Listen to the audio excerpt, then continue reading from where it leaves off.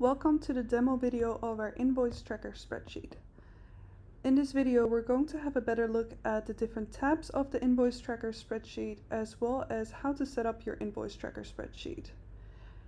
This spreadsheet contains a total of 3 tabs. The first tab you will find in the spreadsheet is an instructions tab, where you will find some quick instructions on how to use the spreadsheet, as well as a link to our instruction guide and our help desk. The second tab, and probably the most important tab, is our invoices dashboard. This tab basically gathers all your information from the separate invoice information that you log in the third tab and shows it in a nice and easy to read overview for you. We'll come back to this tab a little bit later, but let's have a better look at our invoices tab first. So the invoice tab was designed so you can add all the detailed information of every single invoice you've issued and easily keep track of individual invoices. So we have added several columns of information that you can add to each invoice. For example, you can add an invoice number. You can add a name if you like. For example, let's say you've issued an invoice to someone named Smith. Then you can add the date the invoice was issued. To add the date, all you have to do is double click on the fields and a little calendar will pop up.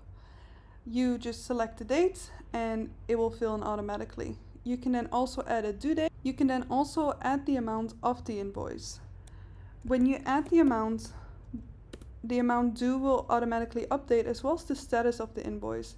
This will change depending on the amount paid that you enter.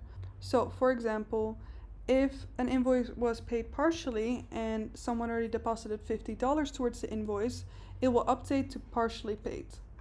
If someone paid the full invoice and you enter in the full $100, it will automatically update to paid and the amount due will show 0. If someone paid too much, it will also show that the invoice was overpaid. It will also then show a negative amount of the amount due. Now, when an invoice is paid in full, you can add the date that it was paid in full, let's say for example the 15th. You can do this the same way as for the date issued and the date due. You just double click on the field. And lastly, we've also added a comment with the last update, so that for example, when you're going through invoices, you can add when you've last checked, if an invoice was paid or not, and if it's been paid in full, so that way you don't have to go through every single invoice every single time. Now, if an invoice is paid partial or is completely unpaid, as you will see right here, if today's date is past the due date, it will automatically color orange. This will disappear once a bill or an invoice is paid in full. You can add as many invoices as you need, and we've also added a little section here for any additional notes. For example, if you've sent a first reminder or a second reminder or anything else that you'd like to add, so that you can add more information about the separate invoices. Now, all this information will be taken for you and will be translated into easy to read graphs. So now that we, for example, added the first invoice, we can see that this was due in October, that there's no unpaid invoices at the moment, that the total amount was $100 and the amount was fully paid, so it's $100. Now you'll have a year overview in the bottom here.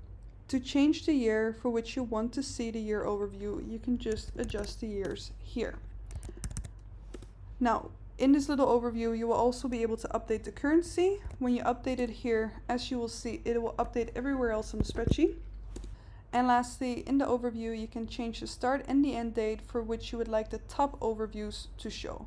So for example, if you only would like to see a status breakdown, the amount breakdown, total invoices, and total amount for the month of December, you simply double click, select the start date on the 1st of December, and then it will only show from the 1st till the 31st of December.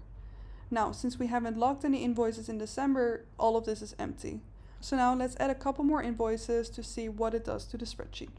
So for example, we add a couple more invoices. Let's say they were all issued in the beginning of October, but now the due dates were different. Some were due on the 20th, some were due on the 21st, and some were due on the 9th.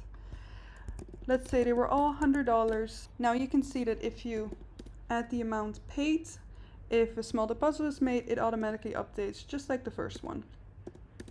On the top of the invoices tab, we've also added what's called a slicer. A slicer will allow you to filter your data by any type of column that you can see on the top here.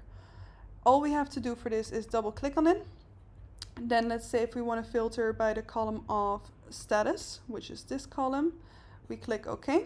Now we leave it, and over here you can now customize it.